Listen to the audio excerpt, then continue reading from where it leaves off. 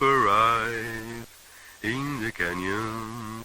That's where I long to be with my three good companions.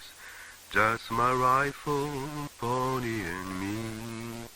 Microciné, bonjour ou bonsoir, ça va dépendre de l'heure à laquelle vous allez découvrir cette nouvelle émission. Alors, il s'est passé qu'au mois de... Ça veut rien dire cette phrase, mais c'est pas grave. Il s'est passé qu'au mois d'août, je crois, je sais pas pourquoi, je sais pas comment, il y a eu comme ça des conversations sur Twitter, on parlait de Péplum, et puis à un moment, je dis à Guillaume, Guillaume fait son cinéma, c'est une chaîne YouTube, et je lui dis à Guillaume, pourquoi pas venir sur la chaîne Microciné pour en discuter un peu de Péplum, parce qu'il faut savoir que Guillaume, enfin, le péplum est un genre qui est très sensible à ce genre.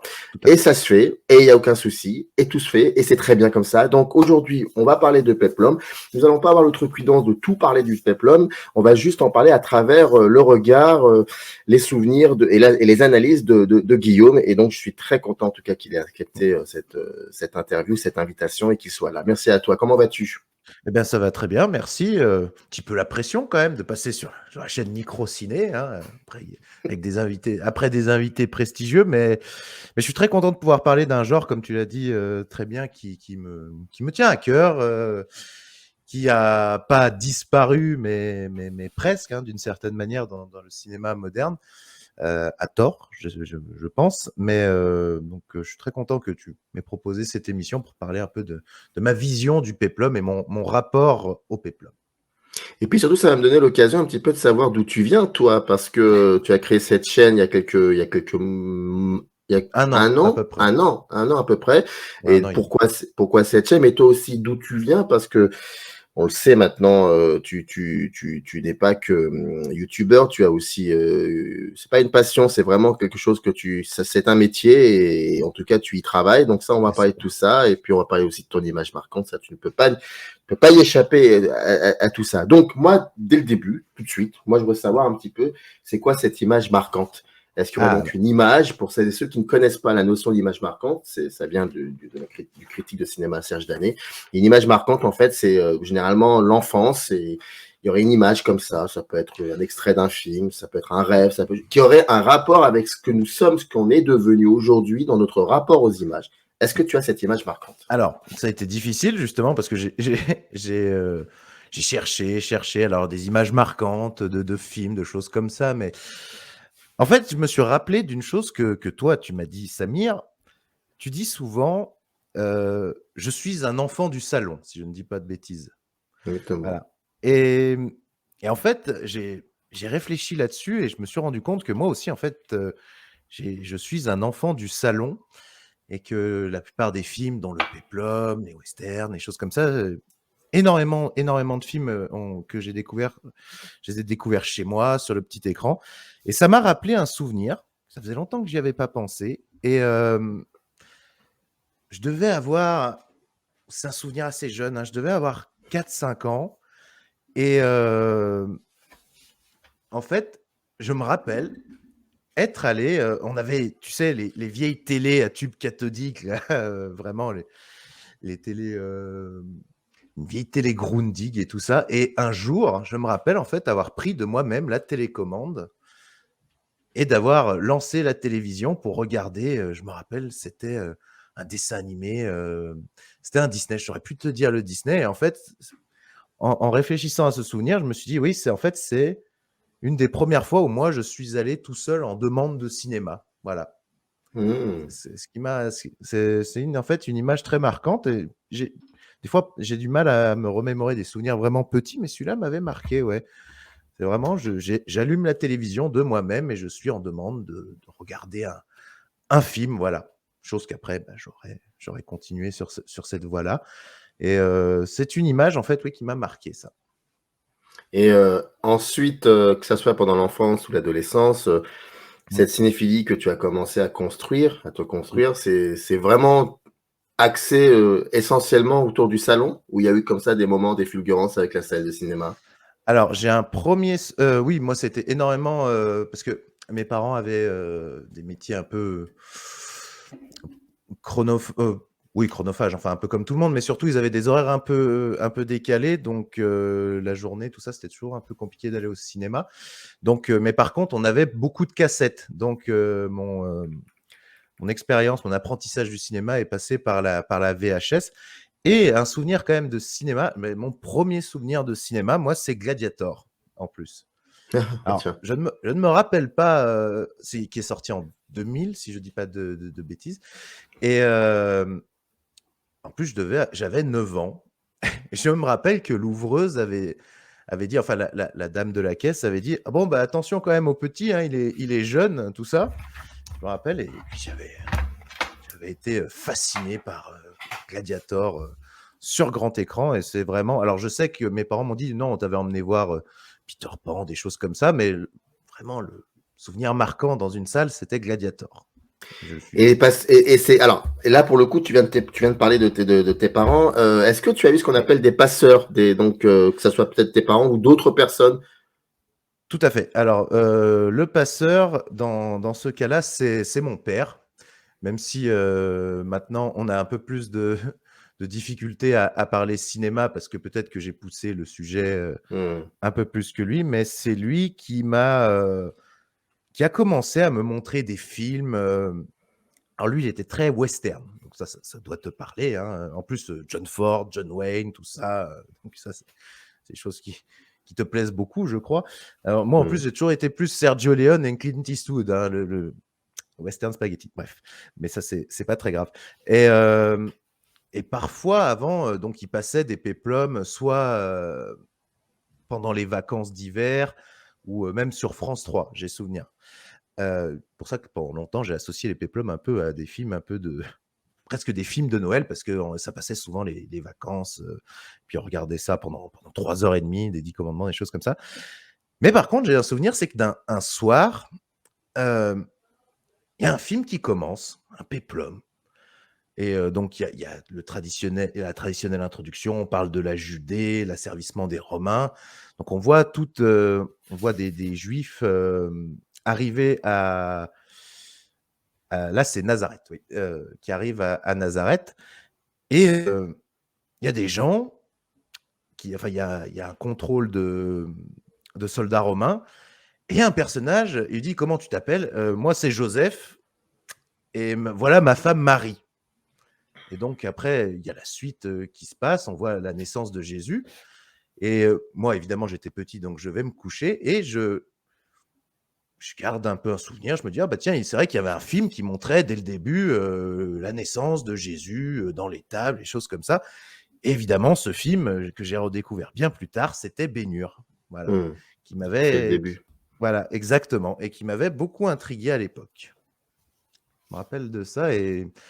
Et puis après, bien sûr, mon père m'a montré d'autres classiques, comme je l'ai dit, les 10 commandements. C'est lui qui m'avait emmené avec mon frère voir Gladiator. Et on avait vu 3 aussi, et je crois, comment il s'appelle? Alexandre avec de Oliver Stone avec Colin Farrell. Voilà. Donc oui, le passeur passe par mon père. Ma mère n'est pas très cinéphile, enfin, elle aime beaucoup plus la variété, les téléfilms TF1. Voilà.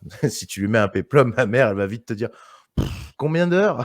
Oh là là. Mais bon, Oui, voilà, en on plus, est c'est pour vrai rigoler. que les péplums de l'époque, et je crois encore aujourd'hui, cette particularité d'être enfin, des films de longue durée. Et ça, c'est vrai que c'est quelque chose d'assez. C'est ça qui est génial, je trouve. Ah bah tiens, ça on parlera de ça aussi après. Mais juste avant une petite chose, tu disais qu'aujourd'hui, ton passeur, bon, c'est très rare qu'il y ait cette conversation qu'il y avait eu quand tu étais adolescent. Mais donc, comment tu as contredit ton passeur? Avec quel type de film quel type de cinéma tu as fini par le contredire, ton passeur, par t'en éloigner finalement? Qu'est-ce qui fait qu'on s'est un petit peu éloigné? C'est qu'en fait, moi, en fait, je me suis introduit dans le cinéma, on va dire, corps et âme. Moi, j'ai toujours voulu, depuis tout petit, travailler dans le cinéma, de choses comme ça. Peut-être que la rupture s'est faite là. C'est quand moi, je lui ai dit, je veux faire du cinéma et que lui ne s'est jamais vraiment imaginé que ça pouvait être un métier. Voilà. Hmm. J'ai une forte aversion, par exemple. Alors, je sais que c'est un immense acteur, mais en fait, j'ai une forte aversion pour Jean Gabin par exemple, parce qu'il avait fait une interview il y a très longtemps où il disait acteur, ce n'est pas un métier. Il répétait plusieurs fois acteur, voilà, mais c'est pas un métier. Alors, et mon père me disait mais regarde, même Jean Gabin il dit que c'est pas un métier. Et là j'en voulais à ce monsieur de dire que mon père reprenne ses propos en disant non mais acteur c'est pas un métier machin. Donc il y a un moment il y a eu une petite rupture là-dessus. Quand toi tu es émerveillé, tu veux faire partie de ça et que après je ne lui en veux pas non plus outre mesure parce que c'est des gens enfin mes parents, enfin, ils sont toujours vivants, hein, qui ont beaucoup, qui travaillent encore, qui travaillent beaucoup, qui ont fait tout pour nous. Et après, je peux comprendre que quand tu leur présentes un choix de carrière, on va dire, que tu veux te lancer dans le cinéma, qu'il n'y a pas énormément de débouchés, les diplômes ne t'amènent, enfin, disons que te spécialises dans un endroit, mais qui n'est pas sûr d'avoir un métier derrière, ce genre de choses. Je peux comprendre que pour des gens qui galèrent un petit peu au SMIC et des choses comme ça soit pas très vendeur. Voilà. Mais bon, Et est-ce qu'il y avait comme ça des personnes autour de toi, et là on va jusqu'à même l'élaboration de cette chaîne, mais juste avant l'élaboration de cette chaîne, est-ce que tu avais des personnes qui étaient autour de toi avec qui tu pouvais avoir des conversations sur le cinéma, sur quels que soient les aspects du cinéma, mais sur le cinéma? Est-ce que tu avais des conversations avec? avec des gens, des copains, oui, mais alors pas autant que j'aurais voulu. Même, je me rappelle au collège, j'avais tendance des fois à saouler. À l'époque, quand j'avais 12-13 ans, j'étais passionné par Matrix, justement, à l'époque. C'était un film qui a beaucoup touché ma cinéphilie et qui ne touchait pas, je pense, autant les gens. Et non, globalement, pour répondre à ta question, non, j'ai toujours eu ce manque de pouvoir parler cinéma avec quelqu'un autre que des films, des dernières sorties, de choses comme ça, de comédie ou de blockbuster. Mais non, j'ai toujours eu un manque, ce qui a peut-être aussi poussé, comme tu le dis très bien, la création de cette chaîne, échanger, partager, voilà, partager des expériences de cinéma. Et les gens vraiment autour de moi qui connaissaient le cinéma comme peut-être j'aurais voulu en parler étaient très rares.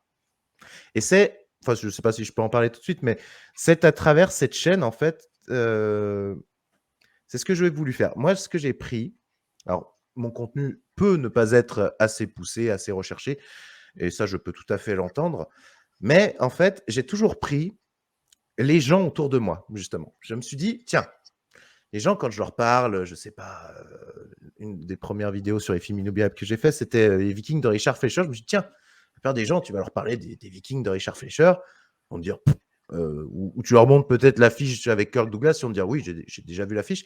Je me suis toujours dit, oui, il faut que j'arrive à intéresser les gens à un certain cinéma ou à leur donner envie d'aller au cinéma et de s'intéresser à des films. Voilà.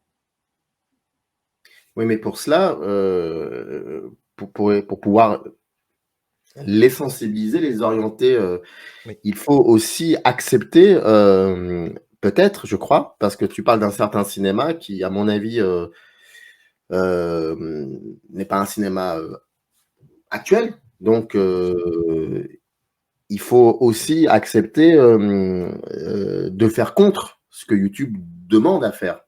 C'est vrai, tout à fait. Tu as tout à fait raison, chose que je ne fais plus assez en ce moment, je le reconnais amplement. Et pourquoi? C'est pour Et ça que je te pour pose la question. Ah Pourquoi non, tu... mais et pourquoi? Eh bien, parce qu'il y a aussi il y a aussi de l'ego un peu là-dedans, parce que j'ai envie, comme je dis souvent, et je ne m'en cache pas, hein, je suis un acteur, dans l'âme. Bon, peut-être pas encore vraiment, au niveau professionnel, je prends des cours, mais bien sûr que j'ai envie aussi d'être vu, de faire, mon show et malheureusement, parfois, pour entrer dans certains codes de YouTube, il faut passer aussi par des choses plus mainstream qui plaisent ou qui intéressent plus fortement. Mais le format Les Films Inoubliables que j'avais lancé, c'est un, c'est un format que j'aime beaucoup faire quand même s'il ne marche pas forcément, que ce soit en termes de vues ou non, justement, les retours sont très bons, même s'ils ne sont pas énormément vus, mais que je continue à faire. Alors, il y aura plusieurs vidéos qui vont sortir parce que ça me tient à cœur de parler d'un certain cinéma moins populaire et plus ancien. moins populaire, plus ancien. Il y a aussi autre chose, c'est que depuis quelques semaines, s'est installée sur ta chaîne une tradition, une émission dominicale, c'est donc le dimanche, bien par Tout à fait, définition, et c'est espèce de live autour de séries tout à fait. que vous suivez en tout cas avec une bande de confrères et consoeurs comme C'est ça, ça. des séries. Là, pour le coup, c'était House of the Dragon et Ring of the Rings of Power. Power. Ring of Euh, Power, oui, voilà, Ring tout à of fait. Power. Et puis en plus, après, ça se termine sur un aspect chill où vous parlez de tout et de rien. Et pas C'est ça. forcément de rien du tout, mais de tout et de rien. Donc ça veut dire beaucoup de choses. Et j'ai l'impression que ça aussi, Est-ce que quand tu l'as créé cette chaîne, il y avait aussi cette envie très forte peut-être de réunir comme ça une équipe et de se dire qu'une fois par semaine, on va se retrouver et puis on va discuter. Donc, l'idée du dialogue, même si c'est pas forcément un dialogue de vive voix physiquement, mais plutôt de vive voix, enfin, de manière interactive, est-ce que ça aussi, c'est un élément important pour toi? Alors, à la base, pas du tout. Quand, si je reviens sur la création vraiment de la chaîne, moi, j'ai commencé à prendre des cours d'acting parce que si je fais le parcours, moi, à un moment, je me suis coupé du cinéma. Enfin, à part voir des films, j'ai dit, ce monde-là n'est pas pour toi, c'est pas possible, c'est terminé. Moi, je suis infirmier, moi, de métier, donc infirmier maintenant libéral. Enfin, à la base, je n'étais pas libéral. Et j'avais une angoisse. J'avais l'angoisse d'être là à un endroit qui n'est pas à ma place ou un manque de quelque chose. Et donc, j'ai commencé à reprendre des cours et je me suis dit, je vais essayer de faire des figurations. Donc, j'ai pris les dispositions. Je suis passé en libéral pour avoir un peu plus de temps pour moi. Et j'ai pris des cours et j'ai commencé à faire quelques figurations, quelques courts-métrages amateurs, des choses comme ça. Et donc là, je commençais à vraiment m'épanouir, à retrouver cette flamme. Vraiment, c'est une sensation bizarre, mais quand j'approchais, même pour faire le figurant, mais rien du tout, porter un carton, tu vois, tu as ton rêve, c'est vraiment l'image. Et tu vois, des fois, tu as l'impression de le toucher presque. Tu es là, où tu le frottes des bouts des doigts, tu l'as presque attrapé, tu vois. Tu te dis, bon, c'est vraiment le bon moment. Et arrive le confinement et la Covid. Et là, plus rien pendant des mois. Et l'idée de créer une chaîne YouTube me tracassait depuis un petit moment. Et ça a mis du temps parce que je voulais préparer quelque chose. Je voulais faire quelque chose peut-être de différent. Alors, à savoir si j'ai réussi ça, je ne sais pas. Et je me suis lancé là-dedans. La première vidéo que je devais faire, je l'avais toute écrite, c'était le péplum. Mais j'avais envie, en fait, de faire parler de films et de me mettre en scène. Et sauf que sur le péplum, il m'aurait fallu plus de moyens, plus de choses. J'ai encore des idées, je la ferai certainement un jour. Et je me lance avec les super-héros, qui est un genre que j'aimais bien, notamment DC Comics.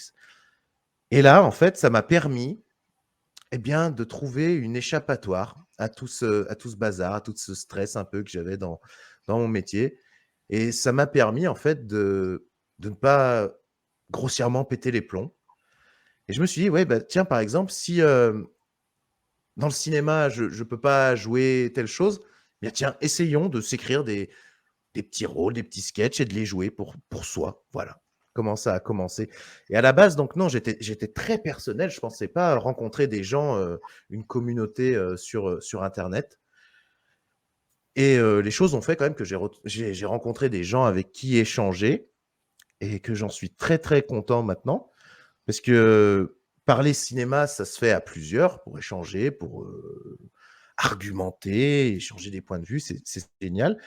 Et les lives, pour en venir à la question de base, les lives du dimanche, en fait, c'est parti du principe, c'est qu'on s'est dit: «Tiens, on va, se réunir pour papoter» et puis, moi, j'ai toujours été très série télé, comme je t'ai dit, l'enfant du salon et je me suis dit: «Tiens, et si, au lieu de faire, parce que je n'aime pas, faire des critiques, des avis, épisode par épisode. Pour moi, il faut avoir vu la saison entière.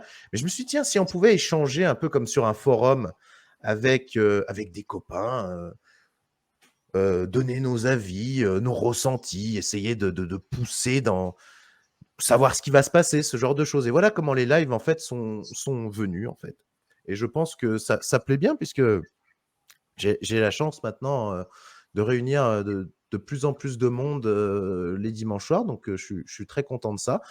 Après, nous avons quelques reproches de gens qui nous disent que pas forcément qu'on connaisse le sujet, mais c'est plus des échanges et puis des ressentis, voilà. Et si par exemple tu avais la possibilité, par un concours de circonstances bien idéal, de retrouver ces gens physiquement, c'est-à-dire qu'une fois par semaine, ils viennent chez toi, est-ce que pour le coup, tu filmerais ça avec une caméra ou finalement tu ferais rien du tout et vous continuerez à vous voir? Ah si, je pense qu'on pourrait, bon déjà je pense qu'on échangerait beaucoup, mais je pense que les filmer, ça pourrait être très intéressant aussi, oui, oui. Parce qu'on aurait, moi ce que j'aime dans les échanges, on a fait différents lives ensemble et tout ça. Moi ce que j'aime, c'est la sincérité, surtout en live. Moi, autant dans mes vidéos, je vais incarner un personnage, ce genre de choses, mais en live, je suis moi. Moi, je suis sincère. Là-dessus, je vais vite, je vais donner mon avis et j'aime ce côté. Filmer avec des copains comme ça serait vraiment retrouver une sincérité, une spontanéité, tu vois, pas de choses préparées. Donc oui, ça me plairait beaucoup, oui, si c'était possible. Dernière question avant qu'on commence à parler dans la deuxième partie du péplum. Je voudrais juste savoir pourquoi, dans les vidéos que tu fais, où tu parles de films, de sorties films, ciné, et des séries télé aussi peut-être parfois, donc tu joues plusieurs rôles et pourquoi Oui, oui, tout à fait. pourquoi tu cries dans tes vidéos? Pourquoi tu t'énerves? Pourquoi tu es toujours en colère? Oh, pas tout le temps, c'est une histoire de.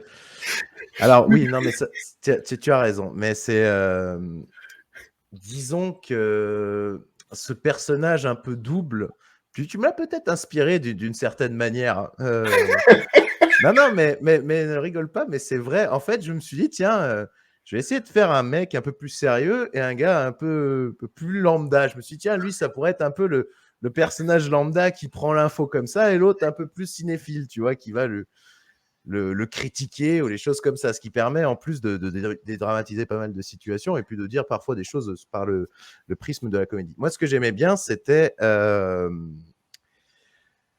moi, ce que j'aime maintenant beaucoup avec ça, c'est pouvoir mettre en scène, faire le show là-dessus, puisque ça demande quand même de l'écriture. Alors maintenant, il n'y a rien d'improvisé là-dedans, hein, là, je l'avoue, hein. Les blagues, même le montage, qui doit a réussi ou pas, hein. Il doit être, pour moi assez précis, tu vois? Il faut que ça soit le bon rythme au bon truc. Alors, crier, peut-être ça, tu sais, c'est peut-être les influences comédie, qui m'ont influencé. C'est beaucoup du moi, j'adore Louis de Funès, je crois que toi aussi. Mmh. Hem Et aussi, moi, un acteur comique de ma jeunesse, bon, qui maintenant me parle un peu moins, c'était Christian Clavier. Alors, il y a peut-être de ça aussi, qui avait tendance dans les années 2000 à crier aussi, à ce genre de choses. Voilà, c'est peut-être des À influences. gesticuler, Ouais, allez, très voilà, gesticuler, voilà, c'est des jeux très, très explosifs. Mais après, c'est une histoire de curseur que je suis en train de régler aussi, hein. Pas trop, pas trop en faire, essayer de. Mais oui, oui, il y a des vidéos où on m'a fait le reproche. Alors, ce qui est marrant, c'est qu'il y a des gens qui adorent, comme il y en a qui détestent. Par exemple, après, celle où j'ai le plus crié, c'était Thor 4, bien sûr, parce que en fait, le film s'y prêtait. Le film est tellement excité, et tellement. Enfin, il y a un rythme effréné, enfin, un humour même trop. Qui va beaucoup trop loin. Donc, je me suis dit, tiens, je vais faire un truc, mais je vais. Mais tout balancer comme ça. Et bon, oui, certes, ça ne plaît pas à tout le monde, mais bon, après, il y a encore une histoire un peu de, comme je te dis, de curseur à régler. Je trouve qu'en ce moment, ça va un petit peu mieux, mais après, je vois avec les punchlines qui sortent, les choses comme ça. Et le but, en fait, je me dis, c'est rigoler et apprendre des choses en même temps. En tout cas, que ce soit réussi ou pas, c'est le but en ce moment.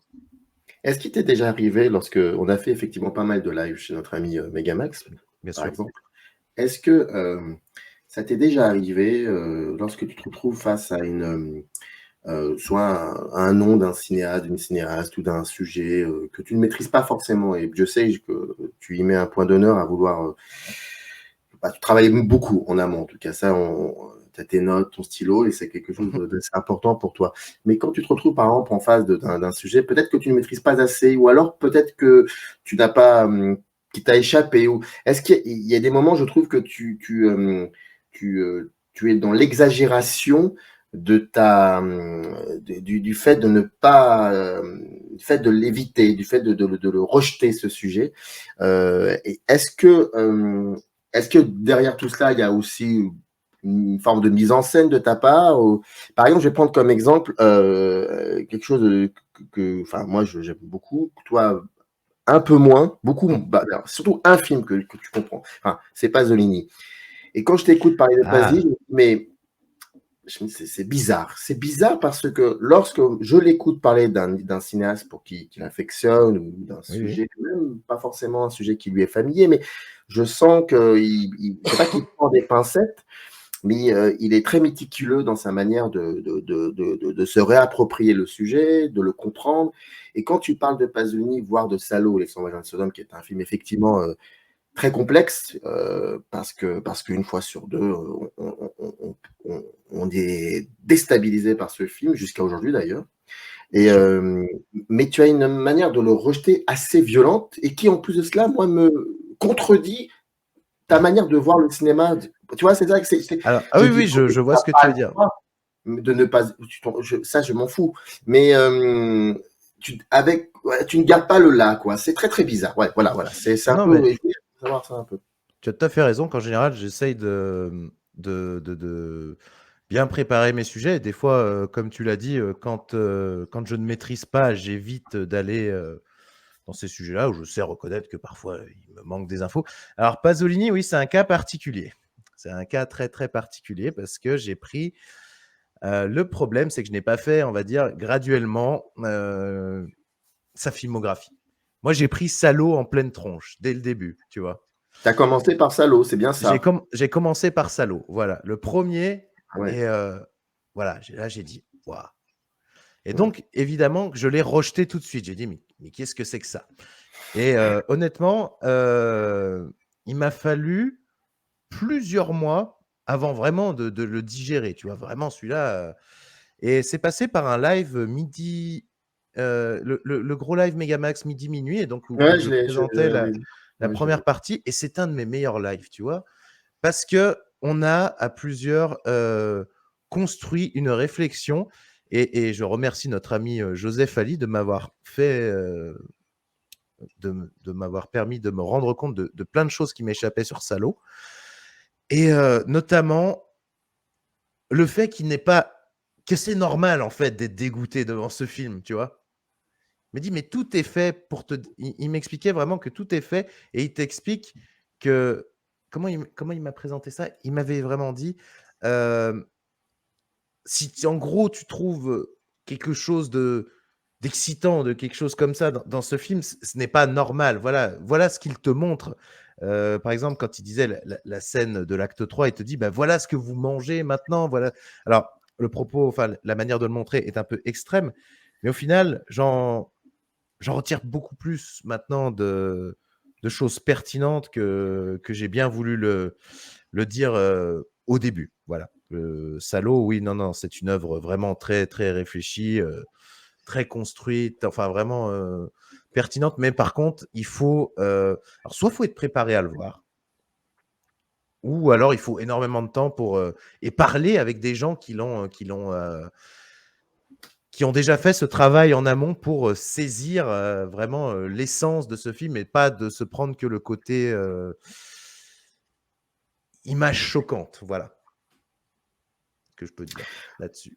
Et après, bien sûr, j'ai fait un peu un rejet sur un peu tous ces autres films, mais il y avait des choses assez pertinentes quand même. Bon, il y a un rythme assez lent, par contre, ça, des fois, bon, j'avais tendance un peu à m'ennuyer sur certains de ces films. Mais non, Salo, oui, j'ai fait un rejet de but en blanc, mais maintenant, j'en retire beaucoup plus de choses. Je vois ce qui... Mais il me fallait beaucoup de temps. C'est ça, il faut toujours du temps. Pasolini a fait un film qui s'appelle Oedipe Roi, qui s'inscrit dans l'Antiquité. C'est une sorte de péplum, on va dire ça comme ça. Donc c'est une belle transition pour arriver maintenant au sujet qui nous réunit aujourd'hui, qui est le péplum. Alors on a décidé avec Guillaume Enfin, je lui ai proposé, c'est une configuration que je fais constamment, à savoir de lui demander donc à Guillaume de choisir 5 films qui pour lui sont représentatifs de son rapport donc à ce genre, au péplum. Il en a choisi 5, donc Ben-Hur, le film de William Wyler avec Charlton Heston, Cléopâtre de Joseph Léon Mankiewicz, La dernière tentation du Christ de Martin Scorsese, Gladiator, donc j'allais dire de Russell Crowe, de Ridley Scott, Oui, et, il aimerait que ça soit de lui. et les 10 commandements, non pas la version muette, mais la version en couleur de Cécile B2000, même si c'était le même cinéaste dans les deux cas. Et donc, moi, j'ai pris 5 captures d'écran de ces 5 films. Et donc, je pense qu'il va y avoir un dialogue là-dessus. Avant qu'on se lance donc dans ces questionnements autour de ces 5 captures d'écran, juste savoir un peu comment le péplum s'inscrit dans ta propre histoire du cinéma. Alors, j'y ai pas mal réfléchi et en fait, donc Gladiator, c'est facile. Donc, comme je t'ai dit, c'est un des premiers films, c'est le premier film que je me rappelle avoir vu au Oui. cinéma. On va dire que les 10 commandements et Ben-Hur, c'est ce qui me rappelle un peu l'enfance, comme je t'ai dit, les vacances de Noël, ce genre de choses. On découvrait des grandes fresques. Et après, donc, on a tout ce qui est là où j'ai poussé plus loin. Enfin, il y en aurait encore plein d'autres. Hein. Là où j'ai découvert Cléopâtre, c'était jeune adulte, on va dire. Voilà, là où je poussais sur le cinéma, il y avait Cléopâtre, il y a eu d'autres films avec Victor Mature, je sais pas, les Samson et Delilah, choses comme ça. Et la dernière tentation du Christ, on va dire que c'est la dernière fois où le péplum m'a vraiment surpris. Et c'était il y a 3-4 ans. En plus, moi, tu sais que je suis très fan de Martin Scorsese. Et là, je me suis dit, tiens, un péplum de Scorsese. Et la dernière tentation du Christ, voilà, c'est vraiment la dernière fois qu'un péplum m'a vraiment surpris, m'a questionné. Voilà. Donc, à travers ces 5 films, on pourrait voir un peu des étapes de ma vie. Voilà, première découverte du cinéma, l'enfance, l'adolescence, et l'âge adulte, enfin, la transition adolescent-jeune adulte, et puis l'âge adulte, la réflexion. Voilà un peu comment j'arquerais un peu ces 5 films. Et aujourd'hui, Oui. comment tu peux considérer le péplum? Comment tu peux le voir? Si tant est, tu arrives à le voir, le péplum. Qu'est-ce que tu en penses? Parce qu'il y a encore des propositions, très peu, mais il y en a encore. Comment tu vois ça? C'est difficile. À tort, parce que moi, j'aimerais beaucoup. Alors, de temps en temps, on en a un qui arrive à sortir. Il y en a certains qui arrivent à sortir qui ne sont pas toujours pertinents. On a eu Hercule de Dwayne Johnson. Le dernier grand péplum que je me rappelle avoir vu, alors même s'il a été pas mal controversé, c'est Alexandre pour moi. Vraiment, que j'avais pu voir au cinéma. Il y avait, c'est pas réussi sur tous les points, mais il y avait une tentative de recréer vraiment ce péplum, cette fresque magistrale sur un personnage historique avec énormément de moyens. Au final, pas tant de batailles que ça, mais on pourra en parler aussi dans les autres, que parfois, il n'y a pas que des batailles dans les péplums. Et il y avait vraiment la volonté. Le problème, c'est que je pense que ce format est peut-être maintenant dans un Hollywood où on prend peut-être de moins en moins de risques, et peut-être aussi qu'on est assez serré sur les budgets, c'est peut-être difficile aussi de financer des fresques pareilles à l'heure actuelle, ce que je me dis. N'oublions pas que Cléopâtre, je crois qu'avec l'inflation, est encore à l'heure actuelle le film le plus cher de l'histoire du cinéma, quelque chose comme ça. Enfin, du moins, si ce n'est pas lui, c'est un des films les plus chers. Et je pense qu'il y a peut-être une peur aussi de prise de risque. J'oubliais Ridley Scott qui a quand même tenté aussi de faire. C'était Exodus, voilà. Exodus en 2010, qui est moins réussi aussi, parce que selon moi, il ne prend pas de. Non, vraiment, il a. Moi, comme je le dis très bien, un peu vulgairement, je dis souvent ce film a le cul entre deux chaises, pour moi. Il essaye de raconter l'histoire de Moïse, donc Moïse, le prophète, mais tout en laissant planer un doute que peut-être c'était pas. Il n'a pas vraiment entendu l'archange Gabriel, puisque je me rappelle d'une scène où il tombe, il se cogne la tête, et là, il voit, je ne me rappelle plus si c'est un petit garçon ou une petite fille, je crois que c'est une petite fille, non, petit garçon, qui lui parle et qui lui dit justement, un peu comme dans les 10 commandements. Et je trouve qu'en fait, le problème avec les péplums actuels, si on veut faire des péplums bibliques, notamment, soit on ne va pas en fait assumer le propos à 100%. Voilà ce qui m'embête un petit peu. J'ai l'impression que pour Exodus, on avait plus raconté l'histoire de Moïse, l'ancien prince d'Égypte qui a libéré son peuple, mais pas comme le prophète. Voilà ce qui m'avait embêté. Je ne sais pas si je suis clair, Ah mais non, mais c'est super clair parce qu'en plus, là, pour le coup, ça m'offre une très très belle transition parce que d'accord. faut savoir qu'on avait, on a à peu près, enfin, on a préparé cette émission il y a quelques semaines de cela. Je voulais un peu en savoir davantage sur le rapport qu'entretenait Guillaume avec le péplum. Et il y a un mot qui est revenu très très souvent, c'est le mot religion. Et puis par rapport au film que tu as choisi, voilà, il y a quelque chose qui se tourne autour de cela. Et par rapport à ce que tu viens de dire là concernant Exodus, il y a aussi de cela, il y a le fait de ne pas l'assumer complètement. Je trouve. Et tu me disais, tu m'avouais pas, mais tu me disais finalement que effectivement, s'il y a un aspect qui t'intéresse beaucoup dans ce genre hollywoodien par excellence, même si à la base, ça vient aussi, c'est d'abord, je crois, une création italienne, mais ça, il faudra peut-être un jour Oui. en parler aussi. Mais en tout cas, Hollywood l'a récupéré, se l'est réapproprié et a donné des choses intéressantes. Ce rapport à la religion par l'intermédiaire du péplum, c'est quelque chose, j'imagine, finalement, de très important pour toi. Bien sûr. Eh ben ça passe en fait un peu par le catéchisme, je pense. Enfin, Mhm. euh, en gros, on m'a envoyé au catéchisme et tout ça, faire la communion quand j'étais petit, ce genre de choses. Et Mhm. souvent, quand on t'impose la chose, tu es souvent un peu dans le rejet. Voilà. Il y avait Ouais. une histoire qui me fascinait quand même. Eh bien, en plus, c'est vrai que le thème, c'est l'histoire de Moïse. L'histoire de Moïse me fascinait. Prince d'Égypte, sauver des eaux, prince d'Égypte, ce genre de choses. Et qui libère son peuple, qui ouvre la mer Rouge. Alors, le péplum, en fait, m'a permis de...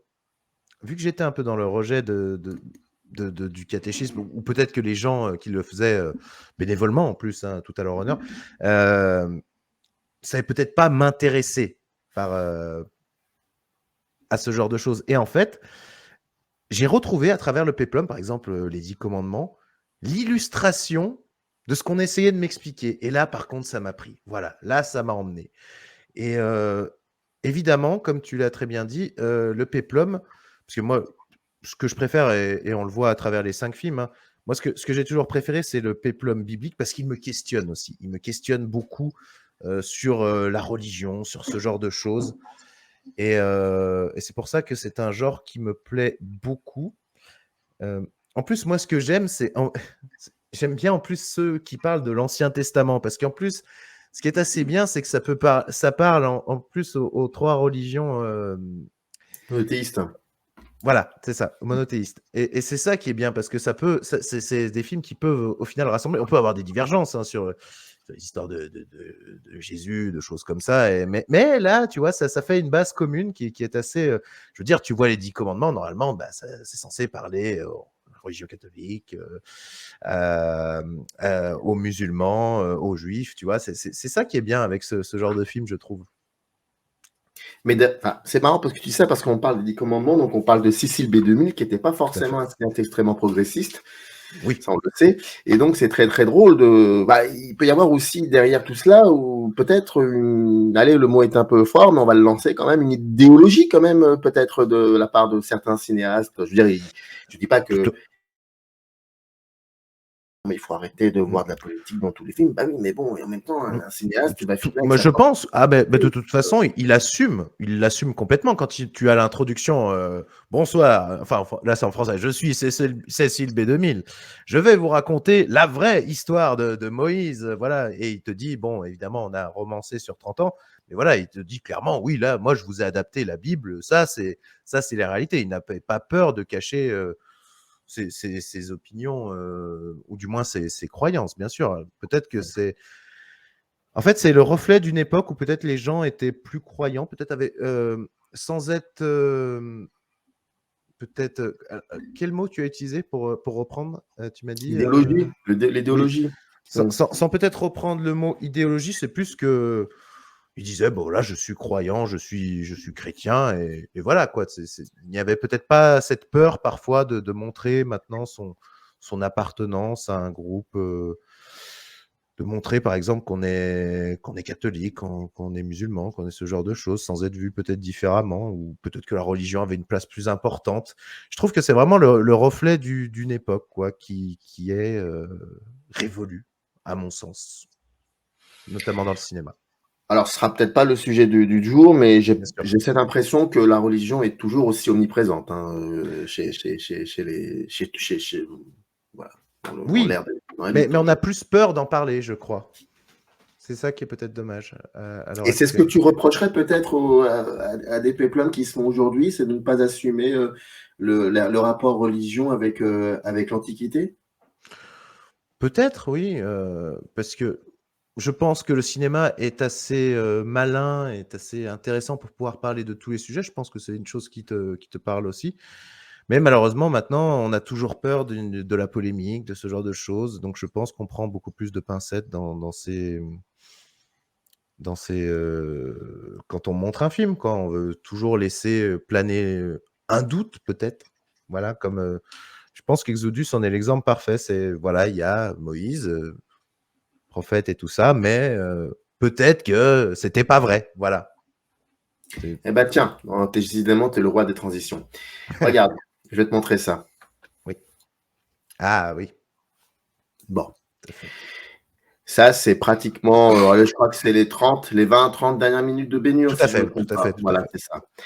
Bon, on comprend que donc Judas Bénur, joué par Charlton Heston, pardon, qui voit, on Jésus. reconnaît Jésus-Christ. Et en fait, pourquoi je te montre cette capture d'écran, c'est dans, dans l'attitude de Charlton Heston, il voit. Là, il Oui. voit vraiment. Et j'ai cette impression que le péplum, enfin, il y a beaucoup de choses à dire sur le péplum, dont la notion de voir. Et donc, voir, c'est aussi croire réellement pas forcément ce que l'on voit, mais à ce qui est caché. Et j'ai l'impression que c'est ça aussi le péplum. Pour se fondre comme ça dans ce genre, il faut aussi accepter une certaine fiction. Donc, il faut voir la fiction. Oui, ah bah de toute façon, Ben-Hur, je pense que c'est un film très très intelligent. Et d'ailleurs, le nom à la base, c'est Ben-Hur. Si je dis pas de bêtises, c'est A Tall Christ Story, si je dis pas de bêtises. En anglais, oui, des choses comme ça, oui. Oui. Donc, en fait, à travers l'histoire de Ben-Hur, de Judas Ben-Hur, on te raconte. Donc, le film commence quand même.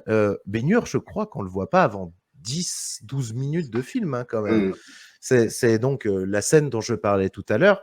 Les Joseph et Marie qui arrivent à Nazareth, la naissance du Christ et tout ça, l'étoile. Et ce qui est intéressant, c'est qu'en fait, à chaque fois, on va te raconter l'histoire du Christ et puis en plus, qui va croiser comment la route de ce personnage. Et en plus, ce qui est très pertinent, c'est qu'on te le montre jamais de face, mais on te montre l'impact qu'il a sur les personnages. Quand il est emmené aux galères, justement, ils ne veulent pas lui donner à boire à Ben-Hur, et il y a un homme qui arrive, qui lui donne à boire, et même le centurion romain le regarde, et il a l'air comme, pas terrorisé, mais d'un seul coup, il s'arrête, tu vois? Il a vu quelque chose. Et en plus, c'est quelque chose dans le parcours de Ben-Hur qui va l'interroger. Il va dire: «Mais quelqu'un m'a aidé à un moment, mais pourquoi, on m'a donné à boire alors que j'avais soif? Pourquoi?» Et à la fin, quand il arrive enfin à se venger, comme il dit: «Je ne suis plus la même personne, je suis empli de haine», et il retombe sur ce personnage, donc sur Jésus, et cette fois, c'est lui qui lui donne à boire, et après, justement, bah, je l'ai noté parce que j'ai vraiment revu hier exprès, et qui lui dit, la haine, enfin, je ne suis plus empli de haine, tu vois? Quand il voit les souffrances, ce genre de choses, tu vois? Il a croisé le regard de Jésus. J'ai trouvé ça, vraiment très, très pertinent, en fait, ce film, parce qu'il arrive à te raconter des choses à travers le prisme de la fiction, quoi, et je trouve vraiment que c'est un des des films les mieux construits de ce côté-là. Qu'est-ce qui Parce qu'est-ce qui a fait que toi, très vite, tu as su, voir ça? C'est-à-dire, être dans l'acceptation finalement on va parler après du mythe, hein, mais dans oui, l'acceptation de ça, de cette fiction parce je veux dire, il y a on se base sur des écritures qui ont été écrites et qui mmh, ont été faites il y a un certain temps, donc il faut y croire. Il y a cette notion de croyance, donc il y a aussi la croyance en la bien sûr. fiction. La fiction, c'est aussi le cinéma, donc Mais parce comment qu'il ne sert pour moi, parce que le film il ne sert que pas que sur et il ne parle pas que de Jésus. Il te montre que des brefs passages, tu vois? ouais. C'est ce qui rythme le film, tu vois? L'histoire principale reste quand même celle de Judas Bénur. Alors évidemment, pour moi, j'ai envie de te dire, comment tu peux t'ennuyer devant, Bénur? Que ce soit, enfin, je veux dire, le début, la scène des galères, la course de chars, tout ce genre de choses. Enfin, vraiment, pour moi, c'est magistral. Le péplum, pour ça, en plus, on te montrait, c'est ça qui me touche, moi, c'est qu'à l'époque, bon, tu avais des effets spéciaux, des incrustations, mais il fallait te montrer. Maintenant, nous avons tout, même les dômes qui te recréaient les effets spéciaux, mais à l'époque, il fallait trouver des techniques, il fallait des moyens, il fallait de l'argent, il fallait des figurants partout, tu vois, pour vraiment te recréer une ambiance. Et c'est ça qui me manque dans le cinéma. Je ne sais pas si j'ai pas digressé un petit peu sur la Non, question t'es dedans, t'es dedans, t'es dedans. Non, non. de base, mais vraiment, ouais, moi, c'est ça qui m'impressionne dans le péplum. Je veux dire, quand tu vois tourner cette scène de course de chars, là, puis tu les vois, il y a des acteurs dessus, quoi. Je veux dire, maintenant, ils avaient refait un remake en 2017 ou 2016, je ne sais plus. Ça n'avait rien à voir, ça n'avait plus cette superbe, quoi, que pouvait avoir. Et c'est ça qui me plaît dans le péplum, en fait. Même quand on te fait. Alors, je prends un autre exemple, par exemple, c'est Ulysse avec Kirk Douglas, où il y a la scène du Cyclope. On arrive à travers des jeux de caméra à te rendre en fait le Cyclope énorme face à des petits personnages. Et je me dis, bah voilà, c'est juste des choses, enfin Il y a un des côté techniques. artisanal, un côté bricolé au sens propre du Oui, terme. presque. Alors bricolé, je pense quand même pas que ce soit Non, mais des bon, le bricoles. bricolage, c'est que. Enfin, pardon, oui, c'est pas un mot. Moi, Mais oui, oui, non, mais je vois dans ma très bouche, bien. ouais. C'est des techniques, oui, qui te mettent. Oui, oui, c'est du bricolage. On Encore peut le que ça peut résumer. être parfois du bricolage, hein. Ça tombe parfois sur des choses assez Mais hasardeuses. D'accord. quand je suis allé voir les studios hollywoodiens, Paramount, par exemple, j'ai eu cette chance-là. Quand on te montre que la scène d'ouverture des eaux de Moïse, là, dans les 10 commandements, on te montre qu'elle a été tournée dans un parking, en fait, un parking spécial qui fait cuvette et en fait, tu as des gros tubes ils le remplissent, tout ça, quand ils ont besoin. Et c'est génial, tu dis. Elle te dit, ouais, c'est là que ça a été tourné. Ils avaient mis un rocher, machin, des Charlton Heston comme ça. Et en fait, tu te dis, c'est un parking à bagnole. Et tu dis, ah ouais, d'accord. Ah, ils sont malins, les types. Ah, ils sont très forts quand même.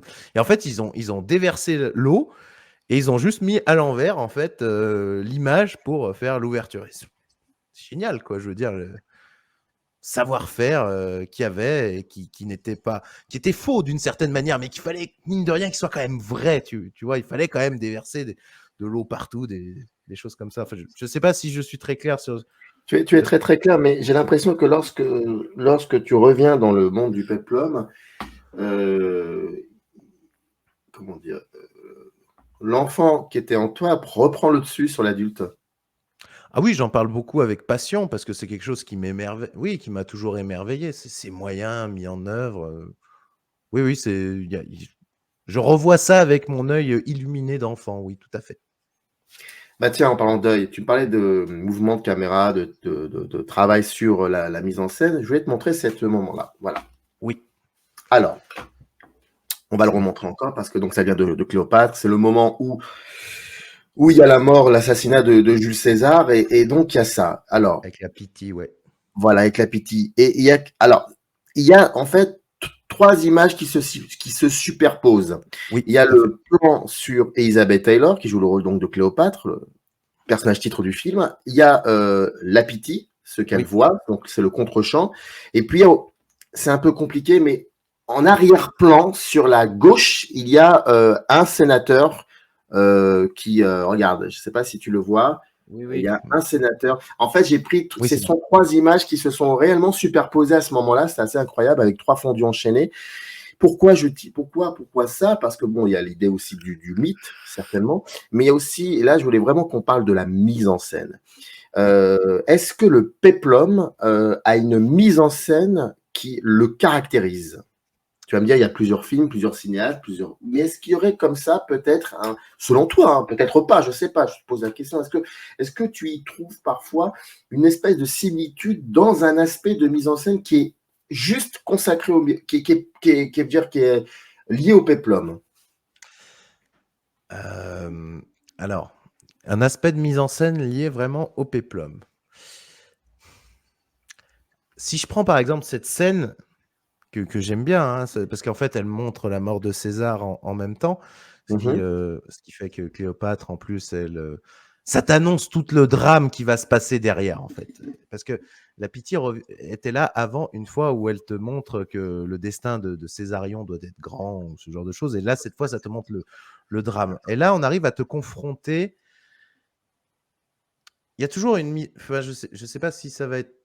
Il y a toujours une manière, en fait, de te montrer le destin peut-être des personnages. C'est ça que, à travers cette scène, tu vois, c'est comme ça que je l'interprète. C'est que là, on a entrecoupé vraiment le destin de Cléopâtre et de César qu'elle assiste. Et puis, il y a une forme aussi un peu à ce moment-là de. C'est un mélange entre le surnaturel et le réel, tu vois, peut-être. Mhm. Ou là où il y a peut-être le mythe et la réalité, tu vois ce que je veux dire à ce moment-là. Puisque je me doute bien que personne ne peut voir, peut-être à tort, hein, mais ne peut voir une scène comme ça à travers une prophétesse. Mais si vraiment, pour répondre à ta question, des choses que je retrouverais dans la mise en scène, c'est des dialogues. Beaucoup de dialogues, de longues phrases, tu vois, ce genre de choses. C'est des rythmes plus lents, je trouve, mais des dialogues qui racontent quelque chose. Il y a aussi une manière de filmer qui n'est pas la même. C'est pas toujours dynamique. En fait, j'ai l'impression des fois, on pose la caméra, on laisse le plan se faire, tu vois, on laisse les personnages interagir, parler, au lieu de faire du tac, tac, tac, tac, tac, tac, tac dans tous les sens. Et et il y a vraiment, moi, ce que je retrouve dans quasiment tous les péplums, hormis certains, c'est une notion de grandeur vraiment dans la mise en scène. On veut te filmer des grands espaces, des grands temples, ou te mettre justement ou te mettre des personnages en valeur dans la grandeur qu'ils représentaient. Je crois qu'on a une image aussi après sur les 10 commandements, j'y reviendrai après. Mhm. Mais voilà, ce qui me touche, c'est vraiment, on voulait te filmer des.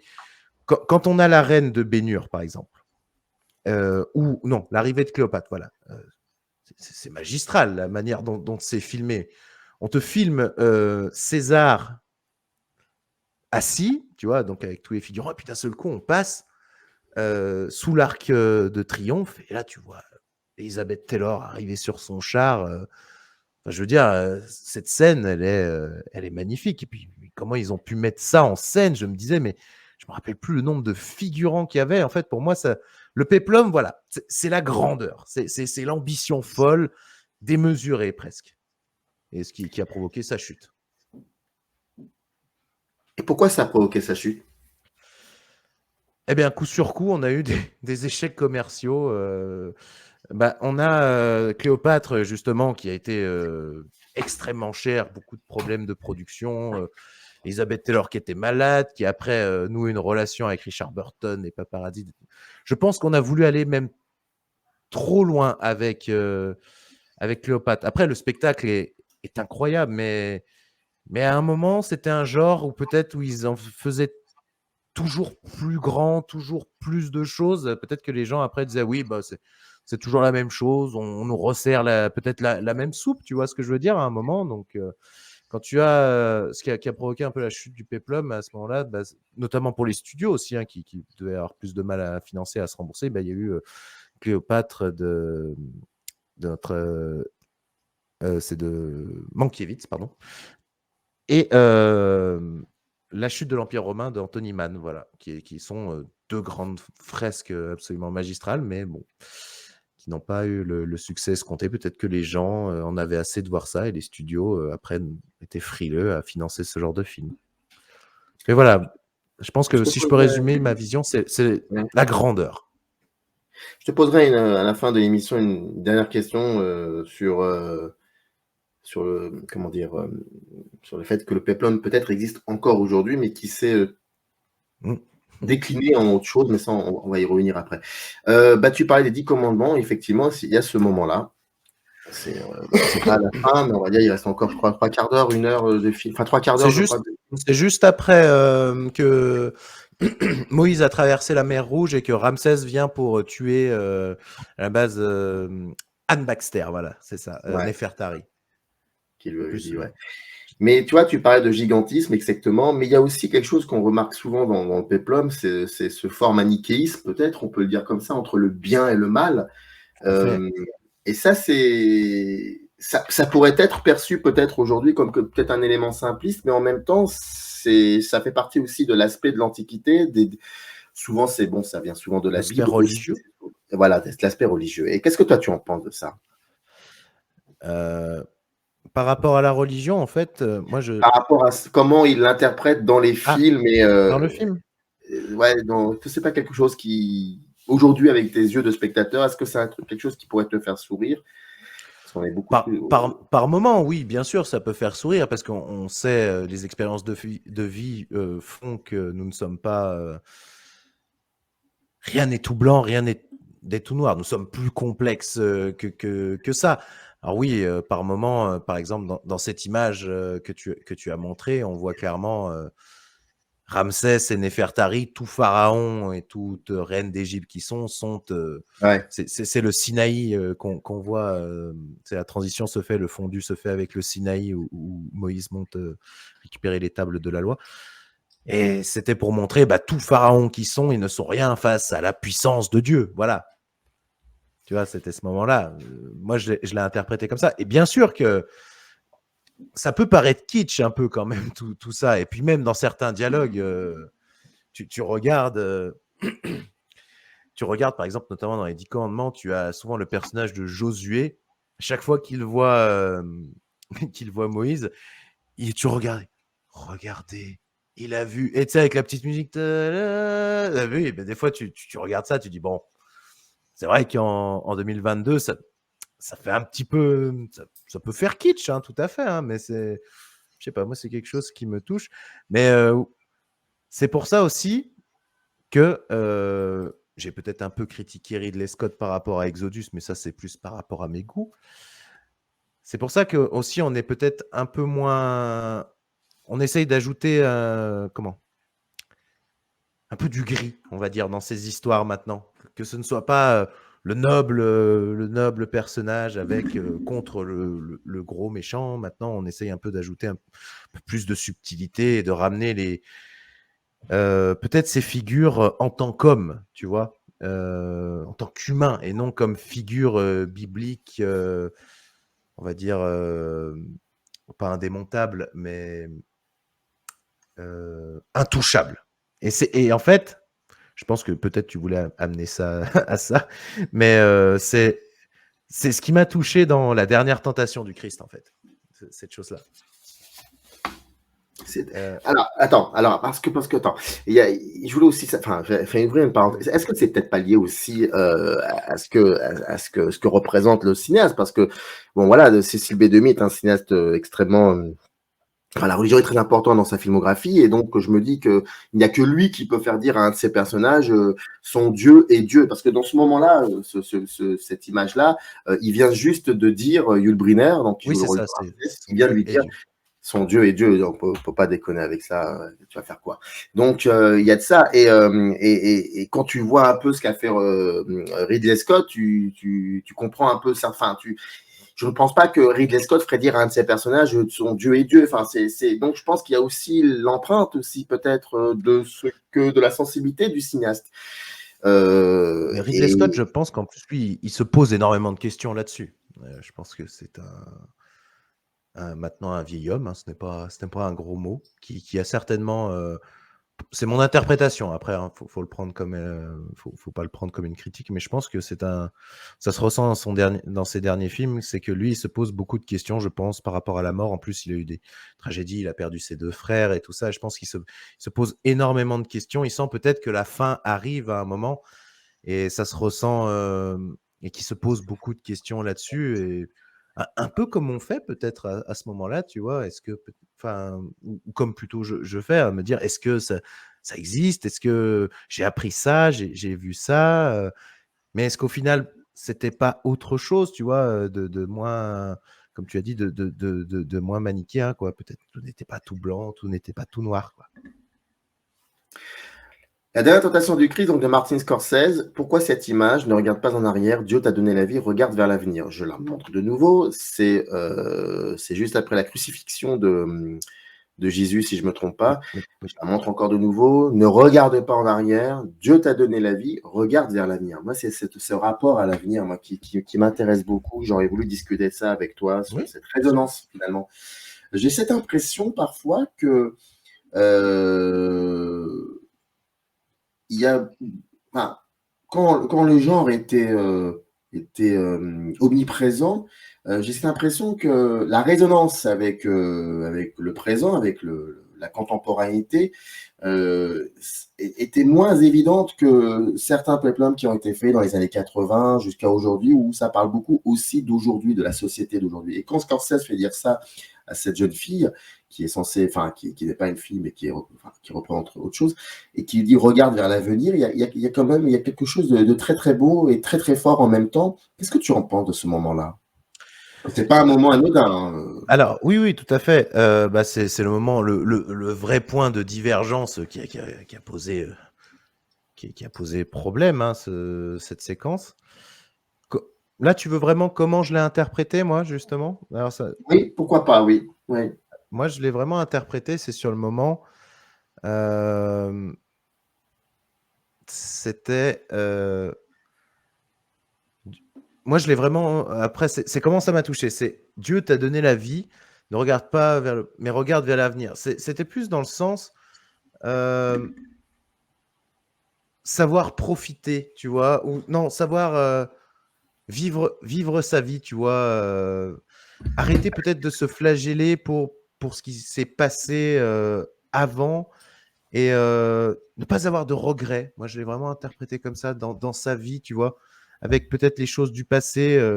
Moi, j'ai des gens autour de moi qui parfois ont toujours des regrets. Et si ça s'était passé comme ça, et si ça s'était passé comme ça.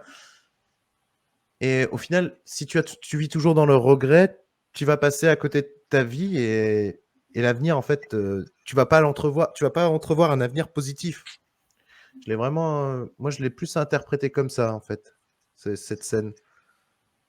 Donc, c'est plus qu'il faut, regarde pas en arrière, tu as fait des erreurs, tu vas encore apprendre, mais regarde toujours vers l'avenir.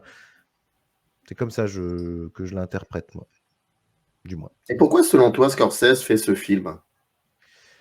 Parce que Scorsese se pose énormément de questions sur la religion, ça c'est quelque chose qui fait, hem, on en avait parlé tous les 2 dans son cinéma, tu vois vraiment que lui, il a baigné dans cette ambiance, catholique. Je crois qu'il était même entré au séminaire à un moment, finalement il a abandonné, mais en fait, il s'est toujours questionné par rapport à l'influence de la religion sur les gens et puis sur sa propre religion. Je pense vraiment que, en fait, l'histoire qu'il a touchée dans ce film, c'était euh, ramener Jésus en fait à l'état d'un homme qui doute. En fait, moi, c'est ça qui m'a touché là-dedans. C'était qu'en fait, on a cette figure de Jésus, fils, prophète ou fils de Dieu, hein, comme, enfin, là pour le coup, catholique, c'est fils de Dieu. Mais ce que j'adore dans ce film, c'est qu'en fait, on le voit avoir peur, quoi. On le voit se poser des questions et même lutter contre ce destin, tu vois. Il ne veut pas, à plusieurs moments, il ne veut pas être le Messie. Bon, les choses fait qu'il l'est. Et quand arrive cette fameuse scène de crucifixion, qu'ils descendent de la croix et tu as cette fille, enfin, qui représente le diable, et qui le descend de la croix, qui lui dit: «Non, maintenant tu as assez souffert, Dieu a vu ton sacrifice». Et elle dit quelque chose après qui dit: «Mais avoir une femme, faire des enfants, est-ce que pour toi c'est péché?» Tu vois? C'était une manière un peu d'interpréter la religion, d'une manière en fait qui m'a beaucoup touché. C'était plus voir la figure du Christ en tant qu'homme, en tant qu'humain, tu vois? À ce moment-là. C'est ce qui m'a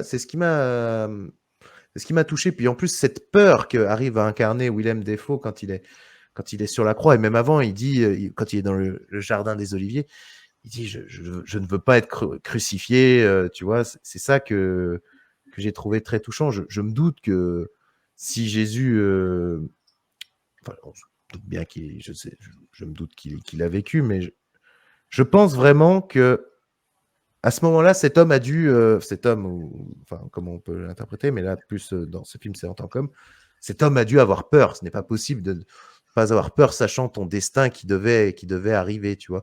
Et tout ce film, en fait, m'a amené à cette réflexion-là, et je la trouve ultra pertinente parce qu'au final, il vit sa vie et il choisit quand même d'assumer son destin, tu vois, de retourner sur la croix pour assumer son destin à la fin. Donc c'est cette iconisation finalement que C'est plus qui une existe. déconstruction, Hmm. ouais. On est plus dans la déconstruction un peu du personnage à ce moment-là. Ce qui a fait débat, je pense que. Mais c'est construire cette réflexion, essayer de se placer au point de vue de Jésus, d'essayer de le replacer en tant qu'homme, en fait, qui avait ce destin. Je ne sais pas comment dire, de devenir le Messie, quoi, voilà. Et c'est ça que je trouve pertinent. Et en plus, on s'interroge beaucoup sur le désir, sur la femme, sa relation, qu'il est amoureux de Marie-Madeleine, tu vois. Il y a beaucoup de choses qui sont très, très intéressantes de ce point de vue-là, à mon sens. Dernier film, c'est Gladiator. Alors ça, c'est le plan certainement le plus connu du film, donc c'est pas quelque chose d'extraordinaire de le montrer, mais en même temps, Et une symbolique, ouais. il y a une symbolique quand même derrière cela. Bon, moi, j'aime bien ce plan parce qu'il y a ce rapport comme ça au toucher, à la terre aussi, et le péplum parle, je pense, surtout de ça, en fait, de la terre, de comment du rapport que les hommes et femmes ont avec la terre, avec ce que la terre propose, les récoltes, la nature, tout ça. Il y a quelque chose de très important. Et j'ai trouvé que dans Gladiator, il y avait de cela parfois aussi. Il y avait moins cette iconisation et beaucoup plus de montrer ce qui entourait les hommes et de dire en gros que ce sont plutôt les hommes qui vivent là. Et j'aime bien ce rapport au lieu. Donc, je voulais voir avec toi ce rapport au lieu qu'on voit. C'est quelque chose de très, très fort, très beau aussi dans ce genre du péplum. Le lieu où se trouvent les gens. Donc, dans Covadis, par exemple, c'est où se trouvent les chrétiens. Bah, les chrétiens, on ne les voit pas. Si, on les voit parce qu'il y a un symbole, il y a le poisson. Bah, il y a des choses comme ça. Et ce rapport au lieu, ce rapport à ce qu'on touche, ce rapport à la terre, et je trouve que c'est un élément qui n'est pas si mystique, mais qui est vraiment, pour le coup, très simple, très rationnel, et qui baigne dans des histoires qui sont soit réelles ou soit un peu mythiques, on ne sait pas trop, mais elles sont là et elles continuent d'être là parce que ces histoires sont celles qui ont engendré toutes les histoires du monde. Et c'est ça qui est assez passionnant, je trouve aussi. Et donc voilà, il y a de cela. Donc le rapport comme ça à ce qui nous entoure, à la Terre, est-ce que c'est quelque chose qui peut-être tu voyais aussi dans les péplums? Ce rapport à la terre, comme tu l'as exprimé, pas tellement. Non, c'est pas quelque chose qui m'avait. Alors, ce qui me permettait un peu, selon les histoires, dans le péplum, c'est que c'est vrai que tu as toujours, alors, pour la plupart, hein, l'Empire romain, hein, si on grossit un peu le trait. Mais c'est vrai que si ça te faisait aussi un peu voyager, aussi, d'une certaine manière, quand Ouais. on est souvent vers d'autres peuples, choses comme ça. Mais par exemple, si on reprend l'image que tu as montrée avec Maximus, lui, cette image, en fait, c'est un personnage qui ne cherche, en fait, qu'au final, à la base, avant d'assouvir sa vengeance, qu'à rentrer chez lui, tu vois. Il, il y a la guerre, tout ça, mais quand il passe, c'est son champ de blé. On le sait pas forcément au début, mais c'est la route qui le mène chez lui, tu vois. Il y a souvent une notion quand même, quand tu as quand tu as des batailles, des choses comme ça, il y a beaucoup de gens qui veulent rentrer chez eux sur leur terre, quoi, leur famille. C'est ça que je pense que ça symbolise tout le long du film. Et puis, il le reprend, je ne sais pas si tu te rappelles, dans le dialogue, juste avant la bataille, avant de les motiver, il leur dit si vous marchez dans les champs de blé, dans de verts pâturages, n'en soyez pas perturbés parce que vous êtes sur les Champs-Élysées et que vous êtes déjà mort. Ce qui, d'une certaine manière, après revisionnage, te dit qu'en fait, ça te prépare à ce qui va se passer à la fin, dans cette scène. Puisque à la fin, on retrouve à peu près la même scène, mais avec un filtre bleu-violet, Mm. où il rentre enfin chez lui et qui trouve sa famille et qu'il les retrouve enfin, mais dans la mort, quoi, justement. Mais je ne sais pas si c'est vraiment ce que tu essayais de traiter par rapport au lieu, enfin l'importance du lieu. Mhm. Ouais, il y avait Mais de cela, oui, il y effectivement. avait des gens qui veulent rentrer chez eux. Et puis surtout, ah ben, là, je suis bête, je n'y ai pas pensé. Moi, ça m'a fait voir, ça m'a intéressé beaucoup, en fait, à l'histoire en elle-même, en fait. Je pense que ça, c'est mon- parce que j'aime beaucoup, notamment l'histoire romaine, égyptienne, ce genre de choses. J'aime beaucoup l'Antiquité. Et ça m'a beaucoup intéressé, en fait, à tout ça, l'Égypte antique, les pyramides, tu vois, ce genre de choses. Et puis même Rome, moi, quand je suis allé quand je suis allé visiter Rome il y a quelques années, j'ai voulu tout faire, tu vois. J'ai voulu aller Colisée, j'ai voulu aller voir les catacombes, qui n'est pas normalement un truc que les gens vont voir de prime abord, mais pour le rapport avec Quo Vadis, justement, pour essayer de me rendre compte. Bon, après, il t'explique que justement, ce n'est pas catacombes, c'était pas forcément ça. C'est hollywoodien en fait. Les chrétiens très peu se réunissaient dans les catacombes. Non, mais j'ai même fait faire un détour à ma femme sur la Via Appia pour aller voir l'église, enfin la chapelle Quo Vadis, pour te dire. Elle me dit, mais qu'est-ce qu'il y a? Je lui dis, non, mais voilà, là c'est Quo Vadis, faut aller voir. Voilà, bon, c'est une petite église où Saint-Pierre a juste entendu Quo Vadis, où vas-tu, justement. Mais voilà, en fait, c'est que tous ces lieux, ces choses comme ça m'ont amené à avoir envie de voyager, de peut-être découvrir les restes de toutes ces civilisations qu'on essaie de nous montrer à l'écran, quoi. D'ailleurs, est-ce que je lisais comme ça récemment j'ai lu un texte comme ça sur Internet, je crois que c'est une thèse ou une début de thèse, je ne sais Mmh. quoi, sur le fait que bah, aujourd'hui, s'il devait y avoir péplum, ce serait plutôt il faudrait aller chercher du côté, depuis 20 ans d'ailleurs, depuis plus de 20 ans, de ce qui se passe, chez Marvel et surtout chez Marvel que chez DC Comics, donc le rapport, aux Je pense super-héros. qu'on est tombé sur le même truc, oui. Oui, c'est passionnant, je trouve. C'est vraiment passionnant à lire. Oui. Après, je ne sais pas si c'est vrai ou faux, mais en tout cas, c'est Oui. passionnant à lire et qu'est-ce que toi tu en penses, toi, de ça? Bien, je pense que on a eu aussi cette conversation avec l'ami Afro-Geek, qui a toujours une très très bonne réflexion. Bien sûr que, je pense que c'est dans cette thèse, il te faisait le rapprochement entre Samson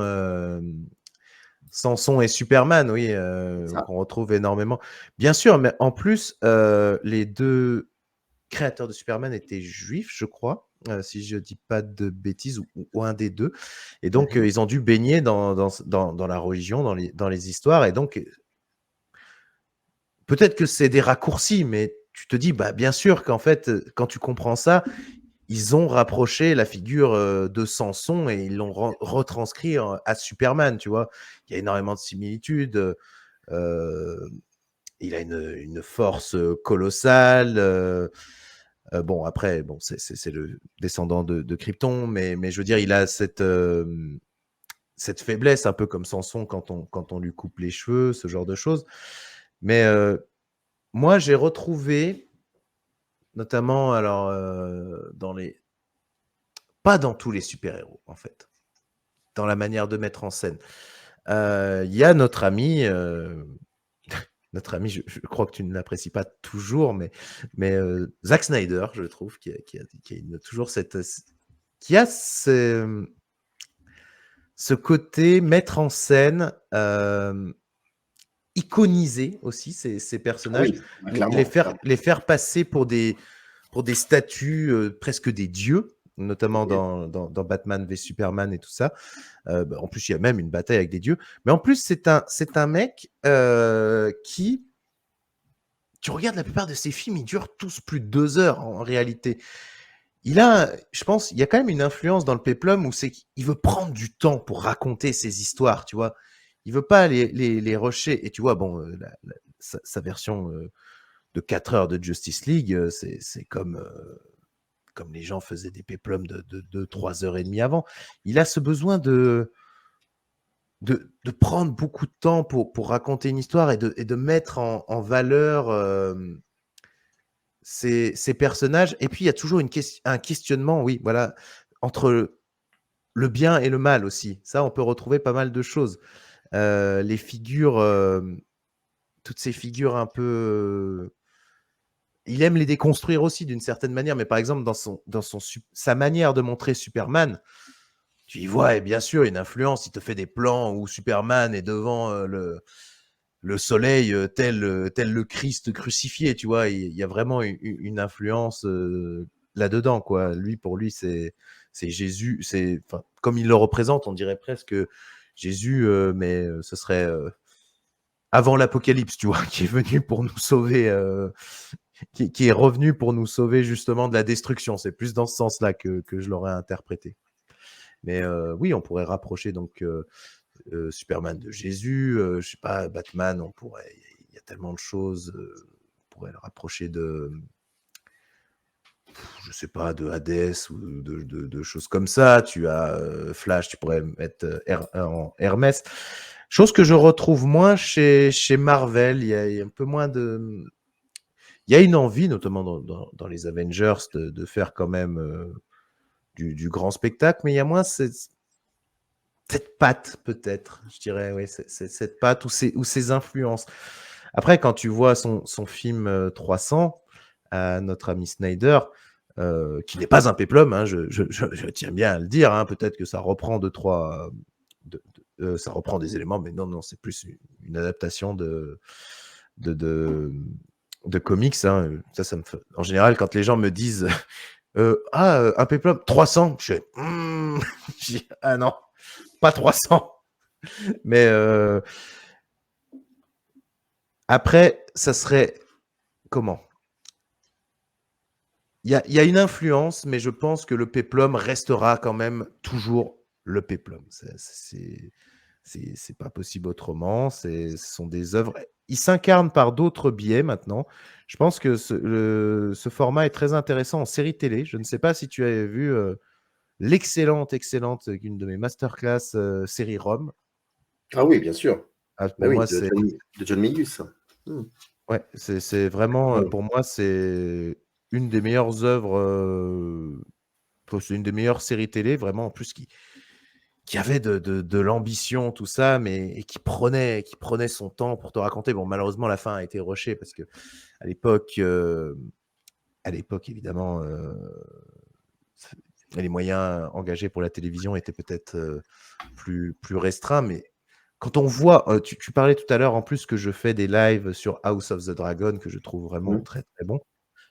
Toutes ces séries actuelles ont été à un moment. Il y a eu une influence avec cette série Rome. Je pense qu'au niveau de la manière de ce qu'on montre et de ce qu'on de ce qu'on raconte aussi, enfin de la manière aussi de présenter la violence, le sexe, ce genre de choses. Tout est passé par cette série-là. Enfin, énormément, hein. Il y a pas que elle, mais pour HBO notamment, beaucoup. Et je suis très content que ça soit passé justement par le péplum parce que ces mécaniques, les jeux de pouvoir, les trahisons, c'était quand même une époque, quand ils pensent, on pouvait quand tu reprends le destin, un peu la vie, par exemple, de comment il s'appelle? Des César? empereurs romains, que ce soit Ouais. Mmh. Caligula ou mince, ou Néron. Voilà, je cherchais depuis tout à l'heure. Néron, c'est quand même, assez trash, hein. Il a tué sa mère, des choses comme ça. Ils ont fait tuer, massacrer tout un tas de gens, tu vois? Et c'est des mécaniques, qu'on reprend dans ces séries actuelles, voilà, donc le péplum a toujours une large influence, même si on ne le montre plus en tant que tel. Zack Snyder ou le triomphe de la volonté. Voilà. Merci, merci à toi Guillaume. En tout cas, c'était un plaisir de discuter avec toi comme ça, un bout de discussion sur, et sur ta chaîne, d'où tu viens et puis aussi sur, sur ton rapport au péplum. Je dis bien, j'insiste, on n'a pas fait une émission Bien spéciale sûr. péplum, c'est surtout ton rapport au Ah oui, péplum et en c'est tout cas, mes c'était un influences à plaisir. moi. Dans le descriptif de la vidéo, bien évidemment, vous trouverez le lien qui renvoie à la chaîne de Guillaume fait son cinéma. Je vous y invite à y aller et à vérifier, voir, un peu découvrir ce qu'il propose. Il crie beaucoup, mais vous inquiétez pas, c'est quelqu'un d'assez doux dans la vie, je crois. Merci en tout cas d'avoir pris le temps de bien préparer cette émission par rapport au Avec film, plaisir. tout ça, et d'avoir aussi répondu à mes questions. C'était vraiment un plaisir. Merci à Bah, toi. c'était un plaisir pour moi, en tout cas, de partager, ce moment aussi, et surtout pour un genre que j'affectionne et que j'ai découvert que tu affectionnais, beaucoup aussi. Voilà, et en plus, c'est parti comme ça. C'est toi qui m'avais dit, «Tu verras», moi, je pensais plus que c'était, enfin, c'est sûrement plus le western aussi que tu apprécies, mais tu m'as dit: «Ah mais le péplum est aussi une grande passion pour moi», donc voilà. Comme quoi, Ah voilà, ouais. on a des passions communes. Si tu savais. Oui, non, mais je me doute, oui, oui. Bah, bon, bah, en tout cas, je te Merci. remercie pour cet entretien, ouais. C'est C'était moi qui te passionnant. remercie. À très vite. Générique. Up arrive in the canyon, that's where I long to be, with my three good companions, just my right.